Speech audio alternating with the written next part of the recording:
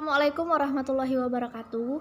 Saya Hildianggun Sabila, NIM 3519087. Di sini saya akan menjawab terkait soal UTS mata kuliah PKPI Multikultural kelas A dengan dosen pengampu Bu Ise Himawati. Yang pertama yaitu pengertian bimbingan, konseling, dan penyuluhan Islam.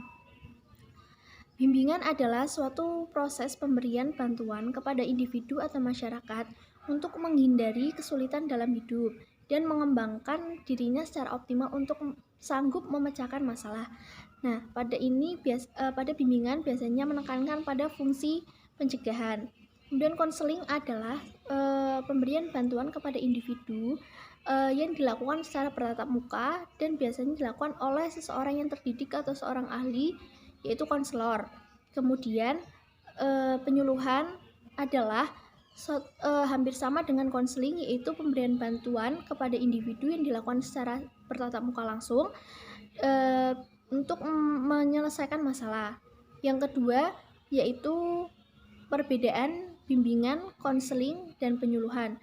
Perbedaan ini terletak pada segi isi dan juga tenaga penyelenggara. Nah, pada bimbingan ini menekankan pada fungsi pencegahan dan biasanya dilakukan oleh seorang guru, wali murid, orang tua, ataupun kepala sekolah.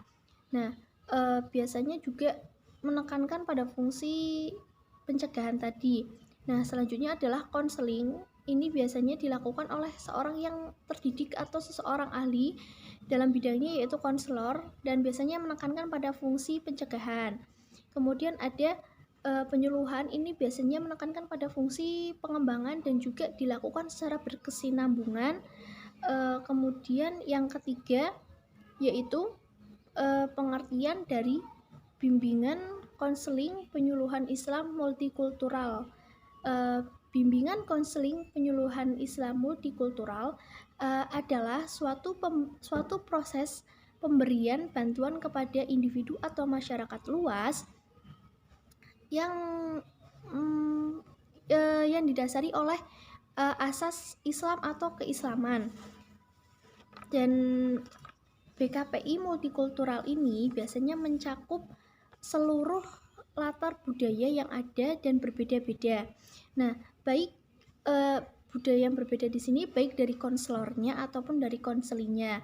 Kemudian di sini juga si konselor harus juga bisa menempatkan diri, mengondisikan dirinya terhadap konseli yang mungkin si konseli ini memiliki budaya yang berbeda dengan konselornya. Jadi si konselor harus bisa menempatkan bagaimana atau apa yang dilakukan kepada seseorang atau si konseli ini dengan budayanya yang berbeda. Terima kasih, sekian dari saya. Wassalamualaikum warahmatullahi wabarakatuh.